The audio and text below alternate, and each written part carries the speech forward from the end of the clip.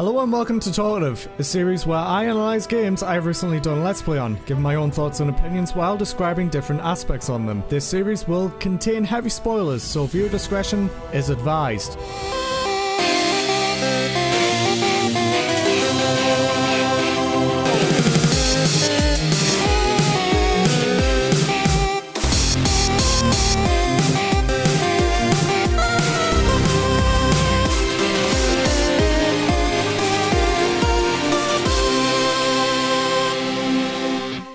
In this episode, I'll be talkative about a game where combat and story immersion are everything. In this case, I'm talking about Attack on Titan 2.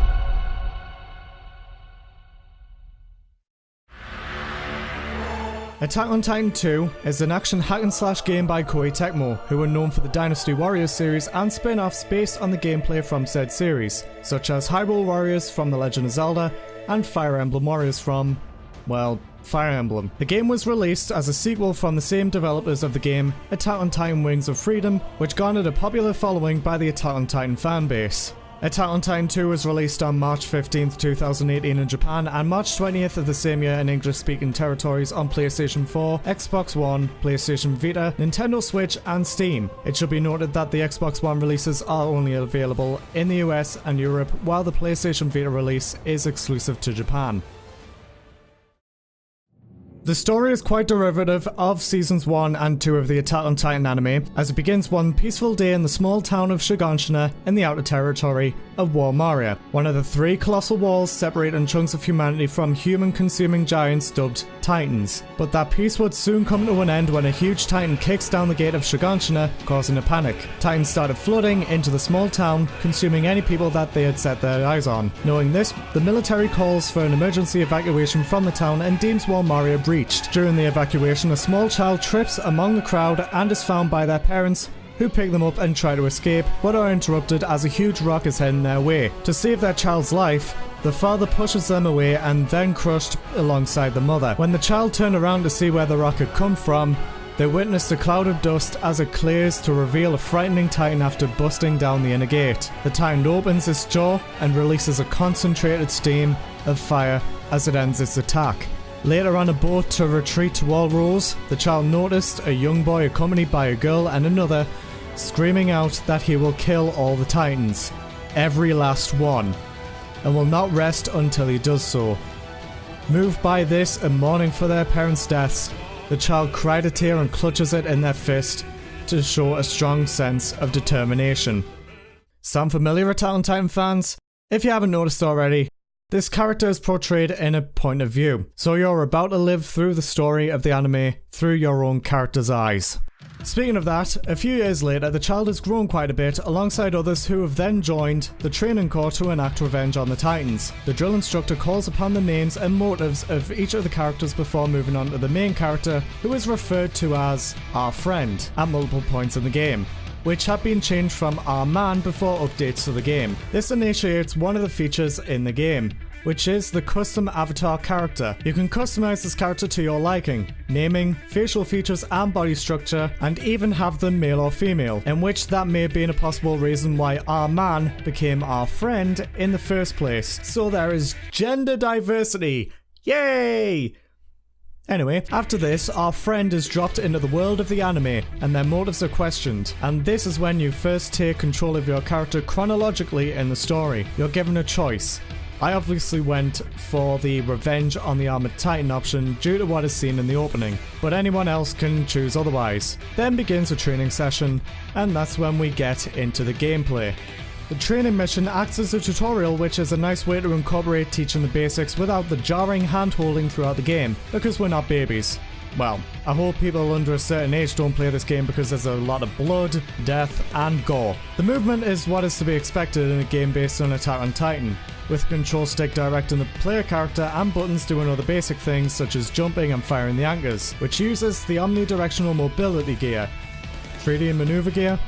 Whatever you call it depends on if you watch the English dub or the Japanese sub of the anime, but the game calls it the omnidirectional mobility gear nonetheless. ODM movement is the main way of getting around the map in battle and uses up the gas supply. Other things that use gas more extensively are air jumping and boosting towards a Titan in what the game calls an ODM skirmish, the fundamentals of combat. By locking onto a Titan and firing an anchor into a body part with the attack button, a skirmish begins, where you can maneuver yourself around the Titan to dodge or correct your trajectory, then boosting into it and slashing away at the part to bring it down. While in skirmish mode, you can change what part you're going for by using the right stick and firing another anchor.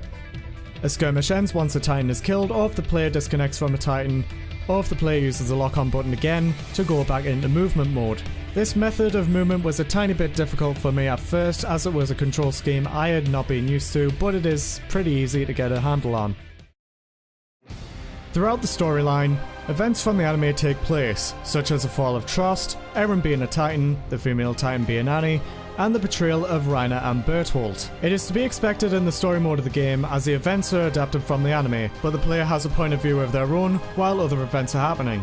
The story mode is when one creates a custom character and fights their way through battle upon battle and partake in another aspect of the mode, daily life. In daily life, you as a player lives through non-canon events, raise friendships with the characters from the anime, develop and upgrade equipment, and partake in scout missions. Scout missions are different from the story missions as they are a way to gather more materials, level up and raise friendships. Material gathering is an essential way to develop and upgrade equipment, which is long and tedious to get certain weapons upgraded, but it is worth it in the end.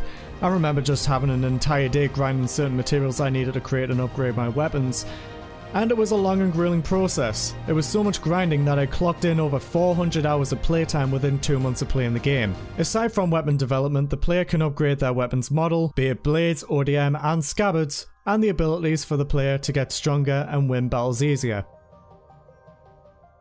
I might as well explain the characteristics of each type of weapon, starting out with the blades used to engage in an attack on the Titans. That was a pun, I think. A blade's sharpness is essentially its attack power.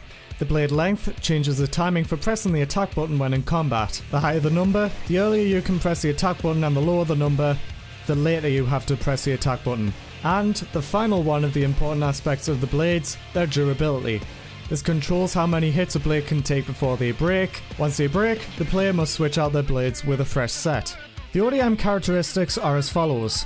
The real speed, which is how fast the player is moving around when using the anchors, or how fast they get pulled into a Titan in combat. The anchor range, which is how far away from an anchor point or a Titan target can be before grappling onto them. And the anchor strength, which is how long the player can be attached to a Titan before disconnecting. And finally, the scabbards and canisters, which are a 2-in-1 weapon, have gas capacity, which is self-explanatory with how much gas can be used until the player has to resupply. The gas pressure, in which the higher the number, the faster they can boost. And then the scabbards functionality, which is a blades remaining, or the max blade stat, which is how many blades a character can hold onto. Back to the main game now. Aside from the story mode, there is a secret mode which is only unlocked after the completion of the story mode, simply titled Inferno Mode. In this version of story mode, the player's stats are kept from the main story mode, but all friendships are reset to 0, and one must play through the entire story again. This time, everything is much more intense. Titans take more hits to kill off, the player character is more fragile, and blades and gas consumption are higher. So be ready to be in literal hell. But there is one more upside to this mode, and that is getting better and rarer materials than playing in the normal mode. And leveling friendships to level 10 in this mode also grants you 1 extra skill point, which then max out at 200. In a sense, Inferno Mode is the only true way to completely 100% the game, as weapons count towards the gallery completion. and the only way to get some of these weapons is to play Inferno Mode. And this is, in my opinion, a great way to present a great challenge to completionists out there. Another mode that is worth talking about is, well, Another Mode, which is a way to access the multiplayer of the game, to connect with friends and other players around the world and tackle scout missions together in either Inferno or normal difficulty. When going into this mode, you get to play as your custom character or those from the anime, so they're not completely forgotten, and login bonuses are required for streaks and total logins. Other than missions, the Expulsion and Showdown modes are also available for a player versus player experience, in case you're not feeling up to completing missions but rather beating other people. Other than that, the joint development is available if you need to upgrade weapons if you don't have the materials necessary for them, or provide materials for those who don't have them. In any case, that was a very quick explanation of what Another Mode is, though I do have one problem with it. There isn't a way to only play with friends, so anyone can join in if you and a friend want to get a high ranking on the missions, as they go straight for the final mission and throw a wrench into the works. So a conclusion that I can draw from this, and being talkative about Attack on Titan 2, that it is a game that is very faithful to seasons 1 and 2 of the anime. It gives the player their own player character, their own perspective, and overall makes a fun, Titan eliminating experience with a mode that is entirely dedicated to multiplayer and provides a challenge to those who want to 100% the game. The game does have its flaws, such as not being able to make a party for friends only in Another Mode. It does have a few glitches here and there with base creation and stuff like that, but overall it is a good game that I recommend for any Attack on Titan fan that is also a gamer to sit and play through the game to completion. This was the first ever episode of Talkative that I had ever done and actually seen through to the end, so hopefully you guys get to see more in the near future.